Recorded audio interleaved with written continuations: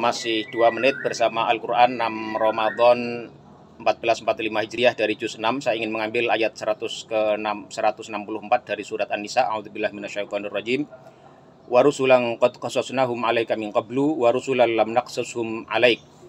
Dari ayat ini Allah Subhanahu wa taala menegaskan bahwasanya ada di antara para utusan Allah, di antara para rasul itu yang dikisahkan ceritanya dalam Al-Quran dan disebutkan namanya, tapi sebagian lagi ada yang tidak. Nah, jumlah nabi dan rasul ada beberapa riwayat, tapi semuanya bermasalah, dikatakan sanadnya lemah. Ada yang menyebutkan jumlah nabi dan rasul, jumlah nabi ada sekitar 120.000 atau 124.000, sementara jumlah rasul 313 atau 315 orang. Ada juga riwayat menyebutkan jumlah nabi dan rasul itu sekitar 8.000 orang.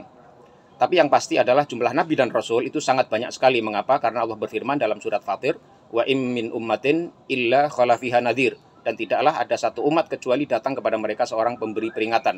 Di ayat lain Allah Subhanahu wa taala berfirman, tsumma arsalna rusulana tatsra, di surat Al-Mu'minun. Kami utus para nabi, para rasul itu secara berturut-turut. Nah, apa pelajaran yang bisa kita ambil dari ayat ini? Para nabi dan para rasul itu adalah mereka orang-orang terpilih yang sudah berhasil menjalankan misi mereka sebagai pembawa wahyu dan risalah dari Allah Subhanahu wa taala.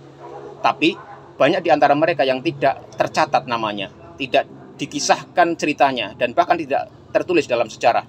Ini artinya apa? Artinya menjalankan sebuah misi, berkontribusi, itu tidak harus tercatat dan tidak harus populer, tidak harus terkenal, dan tidak harus ada dalam catatan sejarah. Nah, Ramadan mengajarkan kepada kita untuk menaikkan level keikhlasan kita, sehingga yang kita cari bukan popularitas, yang kita cari bukan keterkenalan, yang kita cari bukan untuk dicatat dalam sejarah, tetapi semua kita lakukan dalam upaya untuk hanya lillahi ta'ala.